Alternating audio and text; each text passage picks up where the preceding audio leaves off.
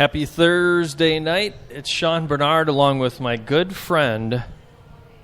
That's you. That's where you. That's me? We're not good gosh. friends. What are we, Oh, acquaintances? Okay. Well, okay, it's me. Hey, it's Tom Smith. And, Sean's sitting in here tonight for BT, although I think BT's going to show up, isn't he, Sean? Yeah, well, knowing him, he'll be here in moments. He's doing a charity event tonight. I don't have the same golden tones as BT does. Hi, this is BT. But you know what? When you talk about golden tones, I think of legends. Yeah. Minnesota legends. Yeah. Who would you think of if you were thinking of a golden tone Minnesota legend, BT? I mean, who would you think of, Sean? BT's way up there. Okay. I'm not mentioning any relatives. Okay. And then I think Johnny Holm. Johnny Holm and the Traveling Fun Show. That's what it used to be called. I know. I was going to say That's what it was called. That's yeah. right. Johnny Holm and the Traveling Fun Show. And it was a lot of fun. I know I was there quite a few times, and I know I had a lot of fun. Well, I'm glad you did, Tom. I mean, that's what it was supposed to do. And just so you guys all know, that is Johnny Holm. That is indeed. This is Mortgages and BS. I should at least let people know what the name of the show is. We are live from Toby Keith tonight. It's their 5-year anniversary, and they're really smart, so they brought in Johnny Holm and his band. His fantastic daughter, Jordan, is here as well. Great singer. This is going to be a party tonight, so if you're sitting there right now listening to us live, staring at your computer, your phone, however you're listening to this, get your ass down to Toby Keith. It's going to be a very fun night. Take a cab here. That's what I'm saying. Just take it here because it's going to be one of those nights where they're going till close, right? Pretty much. 12:45. 12:45 tonight. So get down to Toby Keith. Right now I'm watching out this window, and I'm watching Scott Pearson, the drummer, take all the food that the guy's got. And I don't know if he left anything for anybody. So, John, I don't know. If you don't get anything to eat, I'm sorry. Well, Scott's on a good diet now, though, so he's not going to eat much. Well, then why the hell did he take 3 plates? Oh. This is going to be a great crowd out here tonight. We are going to talk a little bit about mortgage stuff because that's part of the show, right? At least maybe half. That's what helps pay the bills, I believe. 10% at least. At least. Most of it is the BS, though. Tom's the king of mortgage, Everybody knows him. You know what it is that for me, it's like you want a guy that you know isn't going to mess around with you. You want it to be a quick process. You don't want to deal with a guy that is a friend of a friend of a friend of a friend that you think maybe he's a little shady. I dealt with a couple of those guys. I did too. Sometimes they were too friendly.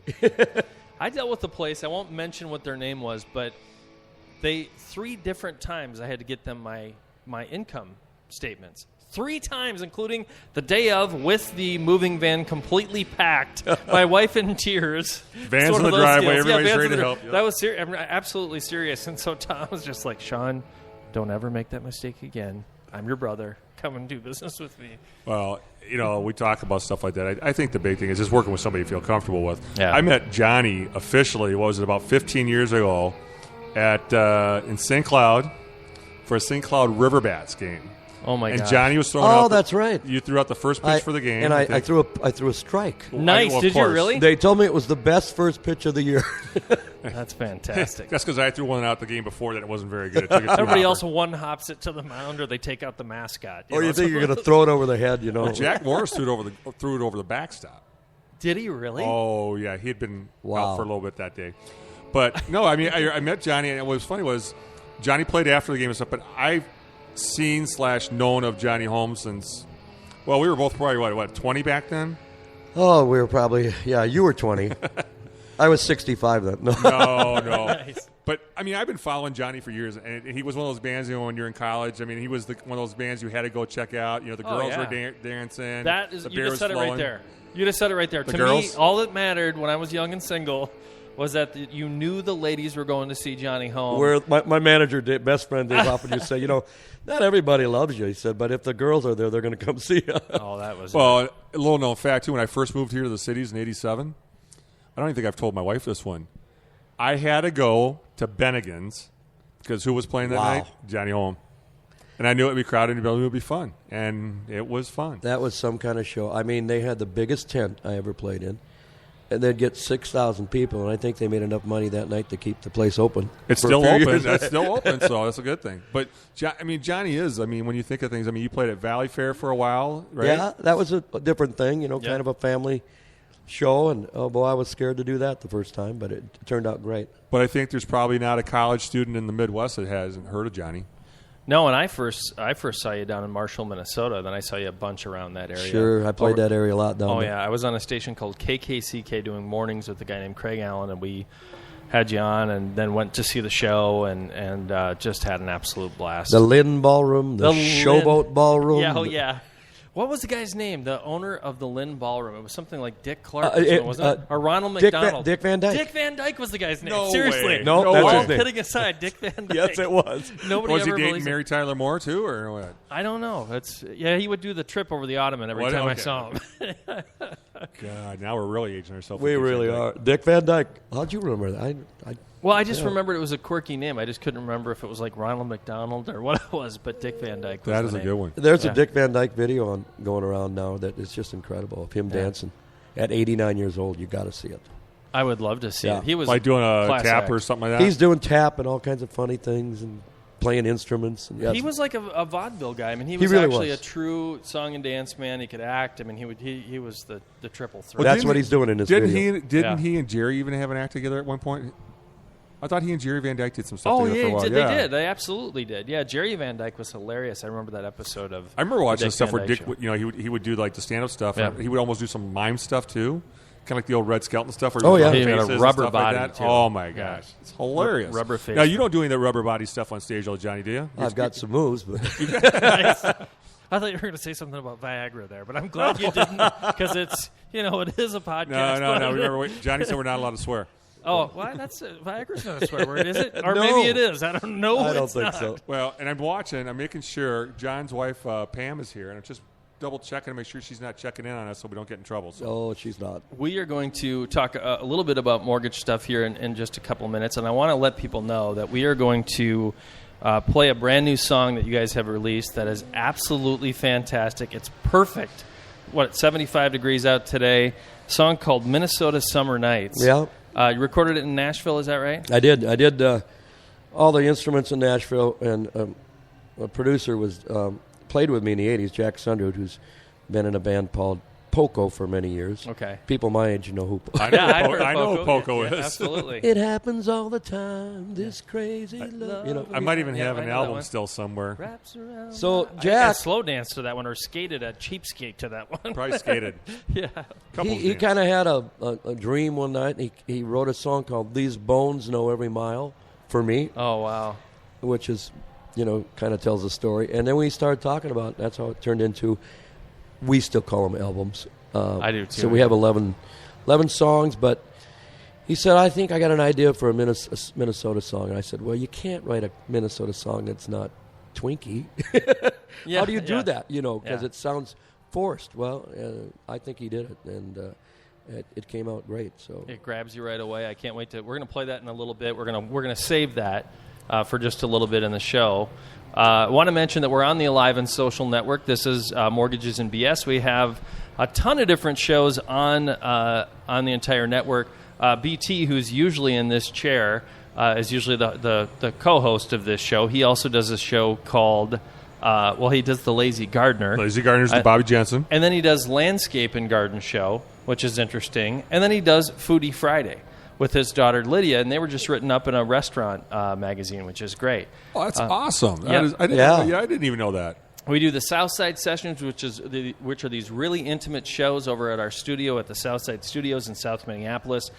Tim Mahoney just announced that he will be doing a show on June 18th. We're going to do a special VIP party for that. We'll have some nice apps, some nice beer, and our new sponsor, Beer? Blue and White Taxi, will be taking people to and from the party at a very, very discounted rate, which would be pretty that's cool. a great You idea. know I live in Apple Valley, Sean, right? So here's the thing. The reason why I did the Blue and White sponsorship Was is for me. because you're on the network. I knew you had to get to Apple Valley, so I just said, look, we got to make sure Tom has a good time on this thing. Well, I've got an idea for a show that we got to do coming up down the road, if we can make it work. We've had Tim Mahoney on the show. We now have Johnny on the show. And Chris Hockey has said he'd come on the show. I would love to get the three of them together on the Yeah. show one time and let them just do Sing? something. Yeah. Oh, I would love that. I've known hockey for years, too, since, I think, 2000. So I mean, That'd you've got be a lot of fun. you've got three different genres. You've Yep. got three different guys. But all three of them can sing. I know Chris sings a lot of like Minnesota Midwest stuff. Johnny does too. And Tim Mahoney, well, I'm not sure what he does sometimes. he does songs to pick up chicks. Hey, it works. He's single. I know a great. John used to do I that. know a great Mahoney story, but I don't know. Oh, so do I. Well, I can remember. Now, remember, this is years ago when John and I were both in our 20s. And John would be playing, and you could see the women, like when they on breaks, they were just up by the dressing room area, just flocking to get in there to talk to him, just flocking. It's unbelievable. It's true, because I remember the one night when I got one of your albums, I wanted to get autographs on. I had to stand there. I had to wait for like 8 women to get through the door, and I got up there and said, "Oh, it's just this guy." I was like, "Really, really?" Well, we do a show called Being Mahoney together, which is it's half music, half comedy. So these 2 women come in. And they're, we just love your music, and they're gorgeous. I'm not kidding around. They're just absolutely gorgeous ladies. So Tim immediately breaks in and makes up a song about the 2 women on the spot. And I was like, well, I'm married, and I will see you later, because I just knew it was one of those deals. I'm like, Get out have of a here. good night. He didn't text you anything that night, did he? No, he did not text All right. me anything, and I already told him. I said, look, if my wife ever sees any of these texts, it's going to be bad news. No, Tim, they're here's the thing, John, you probably know. I mean, Tim's a prankster. Total prankster. We had him on the show. I hop in the car. I'm driving home, and I wasn't in the car for 10 minutes, and the phone rings. I don't recognize the phone number, but I had this weird feeling just based on some stuff that Sean says. So I answer the phone. Hey, this is Tom. The guy starts talking. I said, "Okay, Mahoney, I got you." And he's like, and I called him out. He had this goofy ass voice. He was trying to get me, and ended up talking to him for a while. The guy's hilarious. He really is. I mean, based on the fact of just knowing him from the music stuff that I'd seen before, I would never have got that. Talking to Johnny's freaking hilarious. Let me just tell you. Yeah, I can tell you get a sense of humor. There's something about Look at him. musicians. He's like, no. Okay. Musicians are talented because they get up there and sing. They're in front of people, so they've got a lot of confidence, right? Yep. Chicks dig musicians, especially lead singers. Look at that smile. I don't even He's think. got the big smile. You guys, I'm 65. I don't even think of this anymore. Hey, I've been at your concerts. I know. And John is funny because you listen to him on stage. I mean, he calls people out on stuff. Remember one time you had who was it? There was when we were at Bogart's at one time. One of the twins was in the audience. The next twin was in there, and you got him up to sing. I know who I got. Corey Koski. Lives out. He was a coach out in. I want to Al Newman. Al Newman. Oh, Al. Big Al Newman. And what's funny is, as far back as I can remember, back in my 20s, John always had this. What we liked about it was audience participation. Somehow he got somebody in the audience participating with what was going on, and that was the coolest thing. Like I told him, I said, I remember he had one night he had in the MQ Mississippi Queen Lacrosse, he had half the bar doing a conga line. I don't remember what the song was. All I was watching was the conga line. That's back in the 80s. Now I don't remember what it was either. I was sitting here thinking. It wasn't Gooba Gooba. I was sitting here thinking about you and your legacy, and really what it is that you have. I mean, think about how stressful people's lives are, and how stressful they can be. Your shows have been a can't miss fun time, and just a break from life, a break from the stress, and it's hard to not have a smile plastered on your face throughout the show. That's what I tried to do. I think that's kind of been my gift, is getting people involved and looking at them and looking at everybody and trying to make people feel special and have a great time. And have fun and not take themselves so damn seriously, right? So serious. That's really what it's all about. Yeah. So I'll tell you, I think John's a showman. I really do. I mean, I've watched him, it's almost, 35 years now? Oh, my God. It's a long I can't even time. saying that. He still comes out and requests Gooba Gooba Gooba, which I did in 1981. Oh, really? Ha, ha, ha, ha. Hey, hey, ha. Hey, oh. I don't know if I know that one. Tom, we don't do Gooba Gooba anymore. Oh, really? But we He's can do like, an "Please." 1814. We'll take a little trip. But I just... I know that one. But John is great. I mean, I watch. I mean, even when you were doing the stuff in Freedom Days down in Apple Valley. I mean, he appeals to everybody. I mean, you've got little kids up there. You haven't had some of them up on the stage singing, but you got kids down there 8, 9, 10 years old. They're loving his music because it's fun music. It's not anything with swear words and stuff like that. And then you've got guys like us that are there that we remember going to college and listening to John, and everybody just enjoys it. And I remember taking my kids that one night about 4 or 5 years ago. And the only one missing was my son. And my girls just were like, wow, we really like him. He's fun. So now whenever he plays somewhere they can go to, they go listen to him. They don't tell them who they are because they don't want to get in trouble, but they're there. I got a few generations. So do I. Some of my funnest shows are really when there's moms and dads and the college kids and even younger kids at outdoor shows in the summer that we do. 100-year-old city celebrations. They're great. Well, you do a lot of the fairs and cities and stuff still, and you don't do the college circuit as much, do you? Yeah, I do. I do a lot of them. I just got done doing Gustavus graduation, St. Olaf graduation, Concordia. Oh wow, I didn't realize that. Moorhead State, UND. I know my one daughter saw you down Mankato a few times. St. Mary's, St. Scholastica, Winona State. I can keep going. Wow. You got to talk mortgages, you guys. You're talking too much about me. Well, you've got to have a venue for you've got to have a venue for you guys too. That's the thing too. You got to have the right venue so you get the right crowd in there. I mean, I'm looking at Toby Keith out here. I mean, this is a big place, and I think it's actually standing correct at the 10th anniversary. Is it really the 10th? Yeah, I thought it was the 5th. I thought it was the 10th. I did too. I thought I saw. Who knows? So I've seen years ago, both.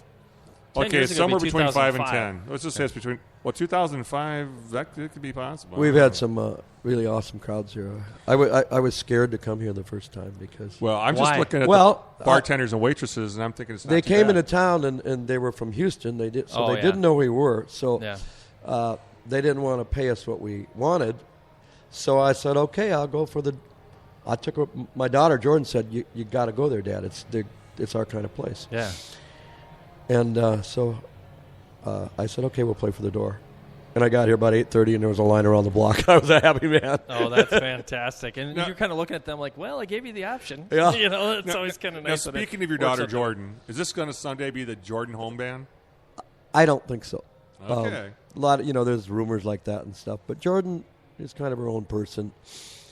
And I think, she's really great in the band. I mean, I love her. And but it's probably not her thing to do what I do. But it's so great that you've been able to spend the time. It is the 5th anniversary. It's so great that you have been able to spend the time with her, too. Oh, I can't tell you how great it's been. This is 10 years for Jordan. That's unbelievable. She was 16 and she's progressed so much.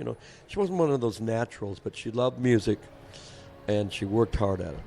And now she's singing really good. Well, I know. I was going to say, when I first heard her, I mean, she sang well, and obviously she's an attractive young lady, so guys always want to look at an attractive lady instead of Johnny. But now you're rubbing off her. She's becoming a show person. I mean, a showman, whatever you want to call it, be politically correct. Yeah. She's learning how to work the crowd and play with the crowd and stuff like that. And it's fun to watch because it's like watching Johnny, a few years back when the women were going crazy. Now the guys are going crazy. Well, and she has a fantastic voice. So again, we're going to be playing the brand new single, which we're also going to tweet out and put on our Facebook Thank you. as well. I appreciate it. After this, well, anything we can do to support your music and the fun that you provided for at least the upper Midwest, at least this part. I don't know how much further you've traveled than that, but, man, you've owned this neck of the woods and provided a ton of fun and happiness for people. Tom, a couple of mortgage questions for you. Number one, this one has to do with my cousin. I won't tell you who she is. Single mother. Okay. Got a pretty good gig. Has no idea what it would take for her to qualify for a home. What's her best route to figure out what it takes for her to qualify and what she qualifies for? And to get, she's brand new. The very, very, has very always first been a renter. thing. Yeah. The very first thing. Yeah. To be selfish, contact me. Okay. To not be Good selfish, move. To not be selfish, contact a loan officer. Contact somebody that maybe is recommended to her from a family friend. Sometimes that's not always good. But the biggest thing I say is to find somebody you feel comfortable with, that's knowledgeable, that's been around, and that person is going to guide you through the process of what needs to be done. Whether it's a simple situation with W-2s, whether it's a self-employed person, somebody that's got a band and has all sorts of goofy income with 1099s and all that kind of stuff, they're going to sit and they're going to walk you through it and figure out what you can do and get you to where you need to be. Because she's at that point where she just finished school not too long ago, got a great job right out of college. I guess she's probably been 9 or 10 months, so she's kind of wondering, how long am I going to be paying this really high rent? Compared to what, she's really not saying I need to move into a place tomorrow, but a year from now, is it possible for me to save up and get into a position where I could at least buy maybe a condo or a townhouse so I'm not shelling out the high rent? Oh, definitely. prices? I mean, if she's a first-time buyer, especially, there's programs out there that assist with down payments and things like that. In this market, although it's a seller's market, sellers are willing to contribute toward closing costs. The thing is you don't need 20% down like a lot of people think out there. In many cases, you only need 3% down. So to put the money together is not that difficult. And if you do a first-time buyer program, if you qualify for it, you're getting into the house for basically nothing at that point. Yeah, and you might actually end up in a situation where your mortgage costs you less per month than your rent is. Well, I'll tell you, that's something I said to somebody. When I first got in the business years ago, rents were running higher than mortgage payments. And that's back where we are again. And part of that is because of all the issues we had from the fallout of our, overinflated homes, people losing their properties, foreclosures, things like that. As a result, these people are all having to find some place to live. They got to rent. So rent prices are going up and up and up and up. I mean, yeah, you can get a renter's credit on it, but the potential tax deduction of owning a home isn't there. Potential equity buildup isn't there. I mean, and let's face it, there's a pride in owning something versus giving somebody money to be there. Yeah, at some point it gets a little old, and I think for her getting through school was the number one priority, and then obviously getting that great job, but to be able to save up, get her own place is really the next step for her. So here's what I would say, Sean, have her get a hold of me. I will. I'll have her call you. I mean, she asked me about it, and I'm like, I've bought a few houses, but I don't pretend to know what the hell I'm doing. I think they put it off sometimes. Like they put it off because do. They're afraid. They don't know what the process is. They're afraid of the process. But it's a lot easier than people think. And well, if and you have a good hear person, every horror story. I mean, that's the thing Yeah. is when you hear horror stories, that's what sits in your mind. And, of course, everybody's got an opinion. So it comes down to what do you feel comfortable with. That's what it is. Johnny, you've bought a few houses. I bought a few houses, and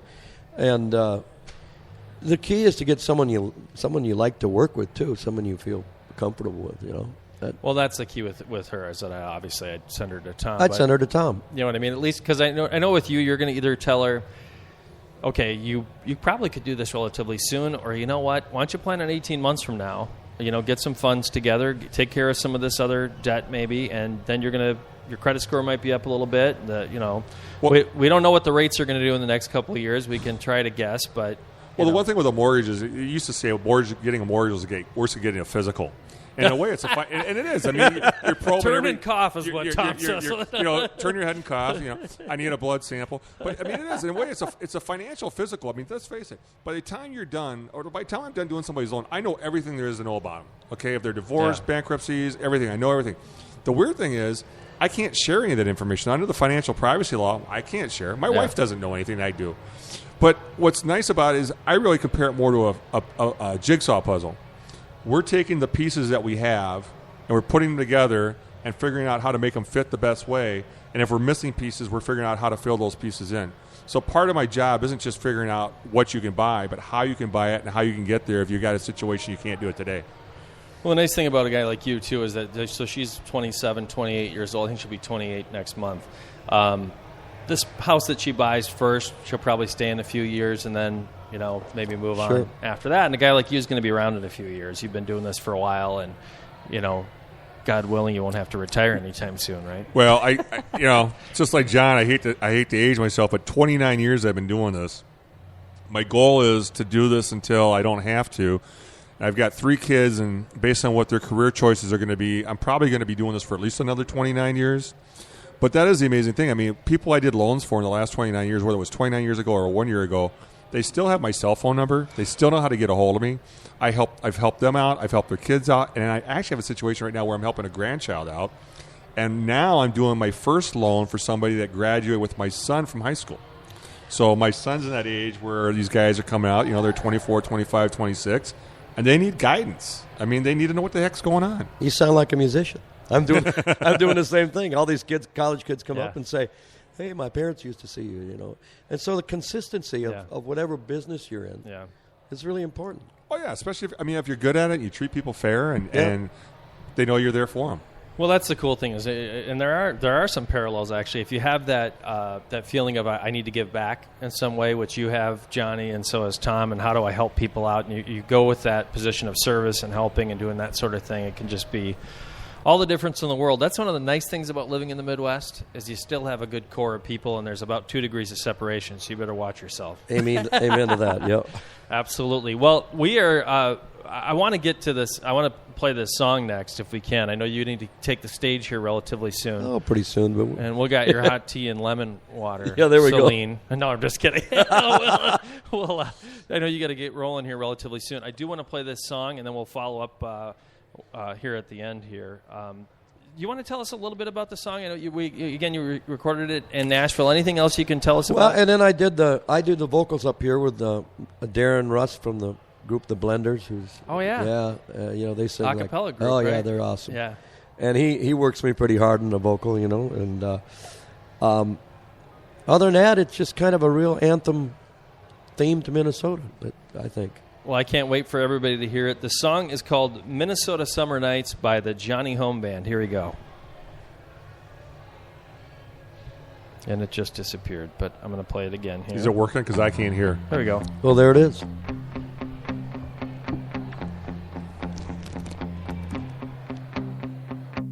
Long about April, you can see it in the people's eyes. They're tired of winter, tired of shoveling snow and slipping on ice. They start thinking about the summer fun. Yeah, they're ready to rock when the warm weather comes. Unpack your shorts and your flip-flops.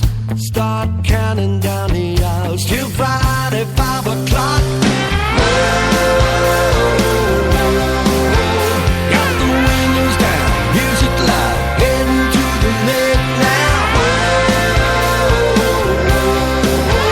For some burger flipping, skinny dipping, blue ribbon sipping, shining on the water. 10,000 beach firelights on a Minnesota summer night.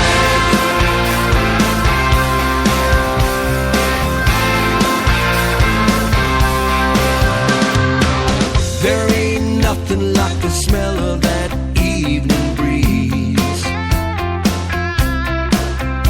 or the sound that makes off the lake whispering through the trees.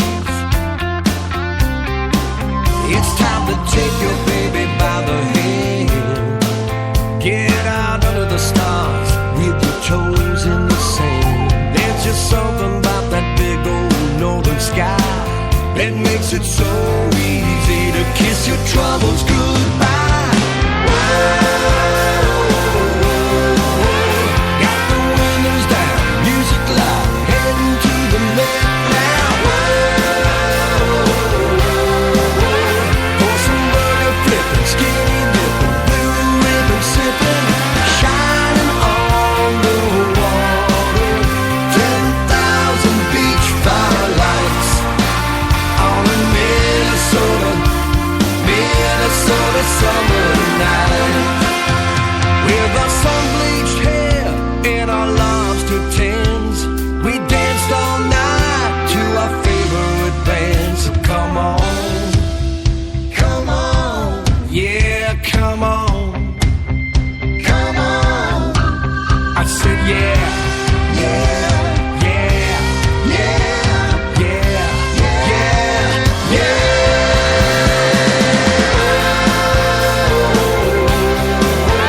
Got the windows down, music loud, heading to the lake now. We'll be burger flipping, skinny dipping, blue ribbon sipping, shining on the water. 10,000 beach firelights on a Minnesota summer night. Yeah, yeah. Oh, Minnesota summer nights. Oh,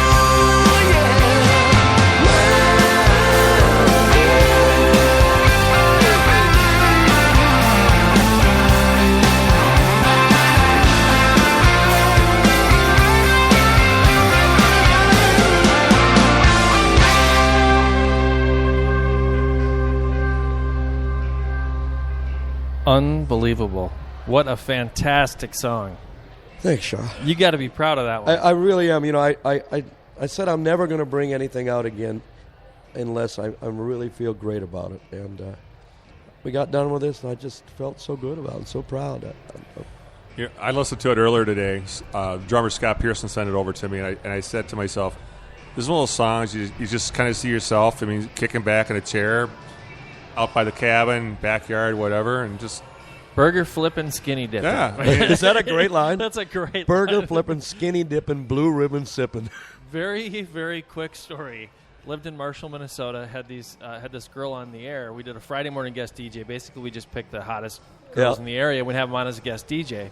Afterwards, went to Perkins with her. A friend came along, and the girl looks at me and she goes, "Would you go skinny dipping with my friend and me?" And I just looked at her and I said, "Yes, I will." So that song just made you think about yes, it. Yes, it did. did. That was it. I mean, that's the thing is that the song invokes the memories of the summer, that people come alive in this state. Exactly. In the summertime. We endure the winters. We thrive in the summertime. We wait, you know. Absolutely. What's funny was I was talking to John the other day, and he goes, "Tom, I think I got something here." And I said, "Well, I thought Jordan was the one down in Nashville. I'm going to have a hit before Jordan," he says. And I said, "Okay." And he goes, "But Pam's trying to figure out why I want to do this at my young age of 42. So is the song on iTunes yet, or when will yes, it be? Yes, it is. It's on iTunes? We actually, if you look at the CD anyway, you have to send in the cover. Well, the cover, my daughter in California is a graphic designer, so she did the cover. Fantastic. But she only put Johnny on the front, thinking, Midwest Johnny. Yeah. So you had to have the last name, so we had to change it. So it's on iTunes now. Yes. So if you can, not only buy the song on iTunes, but please share that you bought it on social media, because we need to get this song out there. What a fantastic anthem for summertime for Minnesotans. We're at Toby Keith's. I love this bar. And, I really like it right now myself. I know. And Johnny's going to be taking the stage here shortly. Get down here. The name of the show is Mortgages and BS. Tom Smith, how do people get a hold of you? If they want to get a hold of me, omasi.biz is the website. Tom.Smith at amicinc.org, but that's a lot. So just go to omasi.biz, or better yet, call me at 612-386-7672. And if I'm busy on the phone, I'm talking to John or Sean. It's really one of the two, or texting me. This guy, Tom Smith, is one of the hardest working guys in the mortgage business. And then we got the hardest working guy in show business through the Upper Midwest with Johnny Holm. James Brown died, so now I get the title. Like I say, I mean, it's probably not. I'm probably very biased because, I mean, one of the first bands I heard when I first got out of the service in '81 was Johnny's band, and I don't know. It's just been my kind of band. I always want to go see him whenever he's around. Problem is, he's outside of my 2-mile radius a lot. So, yeah, we really are, aren't we? We got to get you back to Bogarts. You understand that, Bogarts? You hear that, Rich? Get him back there. Tom is very connected. Yes. This is you've been listening to Mortgages and BS. I'm Sean Bernard, filling in for Brian Turner, BT, who will be back next week. For Tom Smith, I'm Sean Bernard. Johnny Holm, God bless you. Thank you for everything you've done for the state and for the region, and love this new song. Can't wait to share it with everybody I know. Thank you so much, Sean. I think it's time to go out and listen to John play for a while. I'm pretty fascinated by your network here. I think it's really cool. We're having fun. It's been a ton of fun thus far. We can't wait to keep adding more. We'd love to have you come and do a Southside session and have some fun with us sometime. Sounds great. Pam's on the stage. Oh, here we go. All right, guys. Thank you so much, and let's have a great night.